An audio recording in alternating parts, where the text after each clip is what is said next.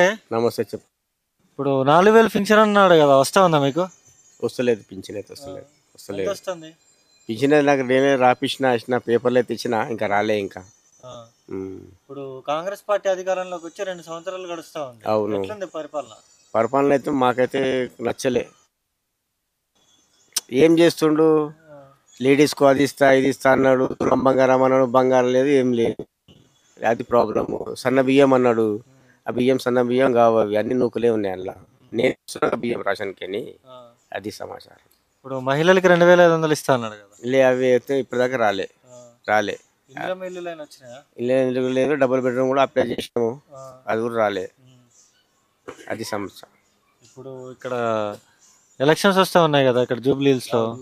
ఇప్పుడు కాంగ్రెస్ పార్టీ నుంచి నవీన్ యాదవ్ పోటీ చేస్తా ఉన్నాడు, బీఆర్ఎస్ నుంచి మాగంటి సునీత పోటీ చేస్తా ఉంది. ఎవరు గెలిస్తే బాగుంటుంది అనుకుంటా ఉన్నారు? మాకైతే మాదని గోపినాథ్. ఎందుకు? వాళ్ళు కొన్ని పనులు చేసిర్రు ఇక్కడ. ఉమ్, చేసిర్రు, లేడీస్కి కూడా హెల్ప్ చేసిర్రు వాళ్ళు. ఉమ్, దానివల్ల అందరం అనుకుంటున్నాం. ఉమ్. నా ఫ్యామిలీ అయితే టీఆర్ఎస్. TRS. టీఆర్ఎస్. ఇప్పుడు మరి ఎందుకు రేవంత్ రెడ్డి ఎందుకు? రేవంత్ రెడ్డి దాని వల్ల మాకు ఏం లేదు, బెనిఫిట్ ఏం లేవు అందులో. ఒక్క బెనిఫిట్ లేదు మాకు.